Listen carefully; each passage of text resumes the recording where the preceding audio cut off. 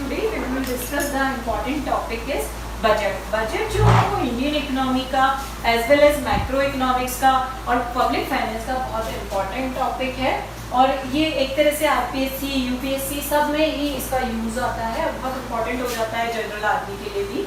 तो आज अपन इसी को लेकर चलते हैं। ये बेसिकली क्या होता है, कैसे बनता है, सारा मैं आपको इसको गो थ्रू करूँगी। आप प्लीज़ मेरी वीडियो को लास्ट तक देखिएगा और लाइक सब्सक्राइब जरूर कीजिएगा, ठीक है। अब इसमें देखिए कि जो बजट है वो आर्टिकल 112 के थ्रू जो इंडियन कॉन्स्टिट्यूशन है उसमें बनाया गया है और इसमें इसको एनुअल फाइनेंशियल स्टेटमेंट के थ्रू बनाया गया है। साथ ही इसमें एस्टिमेटेड रिसिप्ट और एक्सपेंडिचर पूरे साल में कितना गवर्नमेंट खर्चा करती है और कितनी उसकी इनकम होती है वो पूरा इसमें हम देखते हैं। साथ ही एनुअल फाइनेंशियल स्टेटमेंट यानी जो हमारा फाइनेंशियल ईयर है उसमें बनाया गया। फाइनेंशियल ईयर हमारा 1 अप्रैल टू 31 मार्च है, जिसको हम फिस्कल ईयर भी कहते हैं, जिसमें हम अपने बजट का निर्माण करते हैं। साथ ही बजट को हमने दो फॉर्म में क्लासिफाइड किया है। एक तो होता है हमारा रेवेन्यू बजट, जो सरकार के डेली के रोजमर्रा के खर्च होते हैं वो रेवेन्यू बजट में लिए जाते हैं। दूसरा है कैपिटल बजट, जिसमें हम लॉन्ग टर्म के इन्वेस्टमेंट के हिसाब से जो डेवलपमेंट से रिलेटेड खर्चे हैं वो हम इसमें लेते हैं। रेवेन्यू बजट में हम गवर्नमेंट के जो रेवेन्यू रिसिप्ट्स और एक्सपेंडिचर जो रोजमर्रा के जो उसके खर्चे हैं और जो उसकी इनकम है उसको हम रेवेन्यू बजट में लेते हैं।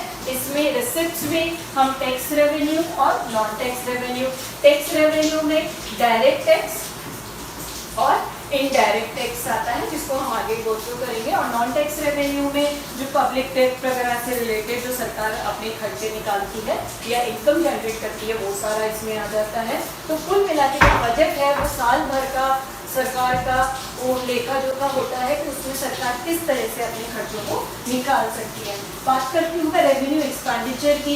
एक्सपेंडिचर में incurred on a day to day functioning of the government के जो डेली के रोजमर्रा के एडमिनिस्ट्रेशन डिपार्टमेंट वगैरह पे जो खर्चे होते हैं वो सारे इसमें लिए जाते हैं। इसके साथ साथ सरकार की जो सर्विसेज चल रही है इकोनॉमिक सोशल वो सारे जो खर्चे हैं उनको उसमें लिया जाता है। Revenue if revenue expenditure is exceed revenue receipt, अगर सरकार के खर्चे ज़्यादा है और इनकम कम है और रेवेन्यू बजट के अंदर, तो इसमें जो हम डेफिसिट का एनालिसिस करते हैं वो रेवेन्यू डेफिसिट कहलाता है, जिसमें सरकार के खर्चे ज़्यादा हैं और इनकम कम है रेवेन्यू बजट में, तो उसको हम रेवेन्यू डेफिसिट कहते हैं। ये भी सरकार का एक तरह का डेफिसिट है। डेफिसिट हमारे 2-3 तरह के हैं। फिर बात करती हूँ मैं कैपिटल बजट का। कैपिटल बजट में कैपिटल रिसिप्ट और कैपिटल पेमेंट के बारे में हम स्टडी करते हैं, क्योंकि कैपिटल मैंने बोला था आपको लॉन्ग टर्म के हिसाब से और डेवलपमेंट से रिलेटेड होता है। इसमें loans from public, foreign government और RBI form for major part of the government capital receipt. अब जो कैपिटल रिसिप्ट्स है वो आपकी पब्लिक से जो लोन्स ले लिए जाते हैं, इसके अलावा गवर्नमेंट के जो फॉरेन गवर्नमेंट से जो लोन्स ले लिए जाते हैं वो सारे इसमें आ जाते हैं जो लॉन्ग टर्म के लिए होते हैं। Capital expenditure the expenditure on development of machinery, machinery अगर गवर्नमेंट ने कोई लगा रखी है तो उसके डेवलपमेंट के लिए जो खर्चा है, इक्विपमेंट है, उसकी बिल्डिंग से रिलेटेड है, ये सारे लॉन्ग टर्म के होते हैं जो सारे कैपिटल बजट के अंदर आते हैं। अब fiscal deficit is incurred when the government total expenditure exceeds total revenue. अगर कैपिटल बजट में अगर टोटल खर्चा ज़्यादा है सरकार का उसके रेवेन्यू की तुलना में, तो उसको हम फिस्कल डेफिसिट कहते हैं। इसके साथ साथ मैं आपको बताना चाहूँगी जो बजट डॉक्यूमेंट होता है सरकार का, उसमें रिसिप्ट और पेमेंट हमने बात की है, वो 3 पार्ट्स में हम इसको डिवाइड करते हैं पूरे बजट डॉक्यूमेंट को कि किस तरह से हम उसको स्टडी करेंगे। पहला है कंसोलिडेटेड फंड, जिसमें हम रेवेन्यू बजट, रेवेन्यू एक्सपेंडिचर के बारे में, फिर कंटीजेंसी फंड है और फिर पब्लिक अकाउंट है। हम इन तीनों को एक एक करके हम गो थ्रू करेंगे। सबसे पहले मैं जो आपको बताना चाहूँगी इसमें मेरा है पहला कंसोलिडेटेड फंड। कंसोलिडेटेड फंड जैसा मैंने अभी आपको बताया था, रेवेन्यू अकाउंट और कैपिटल अकाउंट, यानी रेवेन्यू रिसिप्ट और रेवेन्यू एक्सपेंडिचर, कैपिटल रिसिप्ट्स और कैपिटल एक्सपेंडिचर। ये तो सरकार के रोजमर्रा के खर्चे और जो अपनी इनकम होती है, इनकम हमने देखा ही था इसमें टैक्स रेवेन्यू और नॉन टैक्स रेवेन्यू दोनों आ जाते हैं। टैक्स में भी डायरेक्ट टैक्स, इनडायरेक्ट टैक्स। फिर है कैपिटल अकाउंट में भी कैपिटल रिसिप्ट और कैपिटल एक्सपेंडिचर। तो दो तरह के सरकार के बजट हो गए, एक तो रेवेन्यू बजट और कैपिटल बजट, जिस पर सरकार अपना पूरा कंसोलिडेटेड बजट जो है वो बनाकर चलती है। इसके बाद मैं बताना चाहूंगी कंटिजेंसी फंड, क्योंकि कभी कभी क्या होता है ये प्रॉब्लम आ जाती है, जैसे नेचुरल कैलेमिटी आ गई, रिलीफ आ गया, डिजास्टर आ गया, नेचुरल कैलेमिटी आ गई, तो उसका तो हमें पहले से कुछ पता नहीं होता। कंटिजेंसी फंड बना ही उसी के लिए है, जिसमें contingency fund of India act के थ्रू उसको बनाया था। आर्टिकल 267 में इसके बारे में कहा गया है। इसमें गवर्नमेंट क्या करती है, इसमें एक तरह का फंड बना दिया गया है जो आपको अर्जेंटली एकदम से चाहिए, कोई भी काम में आपको करना है, तो उसमें ये तो है नहीं कि वहाँ जाके अप्रूवल लेंगे, तो इसमें 50 करोड़ से लेके 500 करोड़ तक का अमाउंट अभी कर दिया गया है कि जो निकाल सकते हैं। लेकिन डिजास्टर हो गया या आपका एक तरह से नेचुरल कैलेमिटी हो गया, उसके लिए बनाया गया कंटिजेंसी फंड। इसमें मैक्सिमम अमाउंट 500 करोड़ तक का दे दिया गया है। ये हमारा कंटिजेंसी फंड है। इसके अलावा जो मैं आपको बताना चाहूँगी पब्लिक अकाउंट के बारे में। पब्लिक अकाउंट जो होता है बेसिकली इसमें पब्लिक फंड ऑफ कलेक्शन होता है। पब्लिक से हमने प्रोविडेंट फंड ऑफ कलेक्शन ले लिया, प्रोविडेंट फंड भी बहुत बड़ा पार्ट होता है, वो सारा इसके अंतर्गत आ जाता है। स्टेट इंश्योरेंस कलेक्शन आ जाता है, स्मॉल सेविंग्स आ जाती हैं, जैसे इंदिरा विकास पत्र वगैरह पहले जैसे चलता था, आरडी वगैरह होती है पोस्ट ऑफिस वगैरह में, वो सारी गवर्नमेंट से रिलेटेड वो सारी इसके अंदर आ जाती है। फिर इसके अलावा ये ट्रांजेक्शन पे भी वर्क करता है पब्लिक अकाउंट, लाइक बैंकर, जैसे बैंक्स ट्रांजेक्शन करते हैं ना, अपने सेविंग्स लेते हैं, डिपॉजिट्स लेते हैं, लोन प्रोवाइड करते हैं, ऐसे ही जो सरकार का ये पब्लिक अकाउंट है ये सारा वर्क करता है, उसी पर ये चलता है। To make payment out of this account the approval of the legislator not previous. इसमें जब भी वो करना होता है तो एकदम से भाई ये एकदम से आ जाता है, तो इसमें किसी भी तरह का सरकार से लेने की जरूरत नहीं पड़ती। तो एक तरह से ये बैंकर की तरह भी ये वर्क करता है पब्लिक अकाउंट। अब मैं आपको पूरा एक बार को सरकार की आय बताना चाहूँगी। सरकार का मैंने बताया कि दो तरह के बजट होते हैं, एक तो होता है रेवेन्यू बजट, दूसरा होता है कैपिटल बजट। तो इसमें रेवेन्यू रिसिप्ट्स कौन कौन सी होती हैं और कैपिटल रिसिप्ट्स कौन कौन सी होती है वो हम देखेंगे। तो खर्चे तो यह है कि सरकार के हर साल डिपेंड करता है, पोजीशन के हिसाब से बदलते ही रहते हैं, लेकिन रिसिप्ट्स ऑलमोस्ट सेम रहती है सरकार की। तो रेवेन्यू रिसिप्ट में पहला मैंने आपको बताया था, एक तो होता है टैक्स रेवेन्यू। टैक्स रेवेन्यू में हम जाते हैं एक तो डायरेक्ट टैक्स और इनडायरेक्ट टैक्स। टैक्स रेवेन्यू दूसरा है आपका नॉन टैक्स रेवेन्यू, जिसके अलग ही कंपोनेंट है। पहले मैं टैक्स रेवेन्यू थोड़ा सा आपको बताना चाहूंगी। टैक्स रेवेन्यू क्या होता है, बेसिकली लायबिलिटी टू पे burden of tax falls on the same person. होता क्या है इसमें, जिस पर टैक्स लगाया गया है उसी को देना होता है, ऐसा नहीं कि वो किसी और पे शिफ्ट कर सके। अगर मेरे पे टैक्स सरकार ने लगाया तो मुझे ही पे करना है, मैं किसी और पर्सन पे शिफ्ट नहीं कर सकती। इसके क्या क्या पार्ट है, इनकम टैक्स है, corporate tax, wealth tax, gift tax, state duty, expenditure tax. ये सारे जो टैक्स आ रहे हैं ये डायरेक्ट टैक्स के अंदर आ रहे हैं। फिर हम बात करते हैं इनडायरेक्ट टैक्स की। इसमें क्या होता है, tax fall on different person. अगर सरकार ने मेरे ऊपर टैक्स लगाया है तो जरूरी नहीं है सारा टैक्स मैं ही दूँ, मैं कुछ और लोगों पर भी उसको शिफ्ट कर सकती हूँ। वो इनडायरेक्ट टैक्स होता है, जैसे सेल्स टैक्स है। अब जैसे दुकानदार पे टैक्स लगाया तो उसके सेल्स पर टैक्स लगाया तो वो खुद ही पे करता है, वो कंज्यूमर पर भी शिफ्ट कर देता है और उसके टैक्स को उसमें शिफ्ट करता है। कस्टम ड्यूटीज है, एक्साइज ड्यूटीज है, सर्विस टैक्स, ये सारे तरह के टैक्स इंसान को खुद ही देने होते हैं। वो कहीं ना कहीं प्राइस में बढ़ाकर दूसरे पर्सन पर शिफ्ट कर देता है। फिर मैं बात करना चाहूँगी आपके नॉन टैक्स रेवेन्यू की। नॉन टैक्स रेवेन्यू जो होता है इसमें क्या होता है, हमने लोन ले लिया, लोन पर जो इंटरेस्ट रिसिप्ट्स है, अगर हमने किसी को लोन दे रखा है तो उससे कहीं ना कहीं हमारे इंटरेस्ट की अर्निंग होगी, तो वो इंटरेस्ट रिसिप्ट इसमें आ जाएंगे, प्रॉफिट एंड डिविडेंड्स आ जाएंगे, कहीं ना कहीं प्रॉफिट जनरेट हुआ होगा वो आएगा। फीस एंड फाइन्स है, गवर्नमेंट ने बहुत सारी चीज़ों पर फाइन्स वगैरह लगा रखा है, आप रोड पे जाते हैं रोड टैक्स वगैरह लगता है, तो ये सारा किसमें आ जाता है, इसके अंदर आ जाता है। एक्सटर्नल ग्रांट्स है, बाहर से किसी IMF या वर्ल्ड बैंक वगैरह से हमें किसी के फॉर्म में ग्रांट्स किए वो इसमें आ जाता है। स्पेशल असेसमेंट है, ये भी एक तरह का टैक्स है। तो इस तरह के जो आते हैं वो सारे नॉन टैक्स रेवेन्यू। तो ये तो पूरा रेवेन्यू रिसिप्ट का पार्ट हो गया जो अपने आप में बहुत बड़ा पार्ट है और इसमें बहुत सारे इसकी क्लासिफिकेशन है।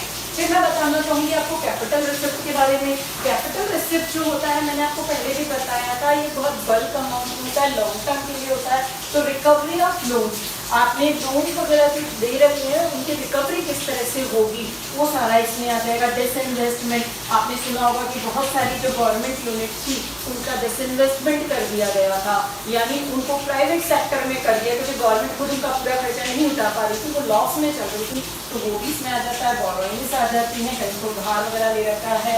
प्रोविडेंट फंड है, जैसे एम्प्लॉयज की जो प्रोविडेंट फंड लॉन्ग टर्म के लिए होते हैं, तो वो सारे इसमें आ जाता है। तो ये कैपिटल रिसिप्ट्स वाला जो पार्ट है वो भी अपने आप में बहुत इंपॉर्टेंट हो जाता है। फिर इसके बाद जो मैं आपको बताना चाहूँगी वो है बेसिकली, अभी मैं आपको फिर ये करंट फैक्ट ऑफ बजट का बताना चाहूँगी। करंट फैक्ट ऑफ बजट जो है, अभी हमारे जो यूनियन बजट 2020-21 का निकला है, इसमें मिसेस निर्मला सीतारमण मैम जो है वो 15 फाइनेंस मिनिस्टर है हमारी, उन्होंने ये 1 फरवरी 2020 में अपना बजट दिया है, जिसमें उन्होंने खर्चा जो बताया है वो 30,42,230 करोड़ का पूरा साल का खर्चा बताया है, जो कि 12.7% ज़्यादा है जितना कि रिवाइज एस्टिमेट में दिया था। इसके अलावा जो रिसिप्ट्स हैं वो 22,45,893 है, जो कि higher estimated revenue from the disinvestment है। इसके अलावा जो जीडीपी ग्रोथ रेट है हमारा जो माना गया था, तो government has assumed a nominal GDP growth rate of 10% in 2020-21। The nominal growth rate estimated in 2019-20 was 12। अभी क्या कोविड के चक्कर में थोड़ा सा जीडीपी में डाउनफॉल हुआ है, तो इसलिए इन्होंने 10% इसका एक बार को मेजरमेंट रख दिया है। रेवेन्यू डेफिसिट जो है वो 2.7% ऑफ जीडीपी इन्होंने बताया है। इसके साथ साथ जो रिवाइज एस्टिमेट में 2.4% है, लेकिन जो अभी जो सिचुएशन है रेवेन्यू डेफिसिट की वो 2.7% है। फिस्कल डेफिसिट को इन्होंने 3.5% बताया है। फिस्कल डेफिसिट हमेशा रेवेन्यू डेफिसिट से ज़्यादा होता है और GDP lower than the revise estimate that is 3.8%, यानी 3.8% था, उसकी तुलना में अभी हमारा जो फिस्कल डेफिसिट है वो 3.5% चल रहा है। ये मेजर डेटा है जो आपके लिए बहुत उपयोगी है। इसके अलावा जो मैं आपको बताना चाहूँगी, मैंने आपको बताया था बजट के बारे में। बजट एट अ ग्लांस भी हम देख सकते हैं कि शॉर्ट में बजट को कैसे कैसे टैक्स वगैरह में हम शो करते हैं। अब देखो कहाँ से सरकार के पास आय आ रही है। इनकम टैक्स से सरकार के पास में 17% इनकम जनरेट होती है, यूनियन एक्साइज ड्यूटी से 7% होती है, कॉर्पोरेट टैक्स से 18% सरकार को इनकम मिलती है, नॉन डेब्ट कैपिटल रिसिप्ट से 6% मिलती है, बोरोइंग एंड लायबिलिटीज से 20% मिलती है, नॉन टैक्स रेवेन्यू से 10% मिलती है, जीएसटी से भी सरकार को काफ़ी इनकम होती है, 18% मिलती है, और कस्टम्स जो मिलता है वो 4% मिलता है। तो ये इस तरह से सरकार अपनी इनकम को जनरेट कर लेती है इनके थ्रू। इसके अलावा सरकार के खर्चे कहाँ होते हैं, तो पेंशन पे 6% सरकार को करना पड़ता है, अदर एक्सपेंडिचर 10% है, central CSS central sector schemes है 13% है उन पर। इसके अलावा सेंट्रल स्पॉन्सर्ड स्कीम्स हैं वो 9% है, सब्सिडीज पर 6% करती है, डिफेंस पे 8% करती है, इंटरेस्ट पेमेंट पे और state share of tax and duties पे 20%। तो एक तरह से सरकार के खर्चे इन एरियाज में जाते हैं और इनकम उसकी इस तरह से आती है। हर साल जो बजट बताया जाता है वो इसी फॉर्म में आता है अगर हम देखते हैं तो। इसके अलावा मैं आपको जो बताना चाहूँगी, इस बजट में इन्होंने प्रोमिनेंट थीम्स रखी है बजट की, जिसमें इन्होंने गवर्नेंस और फाइनेंशियल सेक्टर का एज ऑफ लिविंग में एक तो एस्पिरेशनल इंडिया बताया है, इकोनॉमिक डेवलपमेंट बताया है और केयरिंग सोसाइटी बताई है। इन 3 पार्ट में हमारा जो बजट है इसको इसमें बताने की कोशिश की है। पहले तो एग्रीकल्चर, इरिगेशन और रूरल डेवलपमेंट पे इन्होंने बहुत फोकस किया है, वेलनेस, वाटर एंड सैनिटेशन पर और एजुकेशन एंड स्किल पर। इसको इन्होंने बहुत मेजर पार्ट भी लिया है, जिसको बजट में इन्होंने बहुत बड़ा पार्ट दिया है।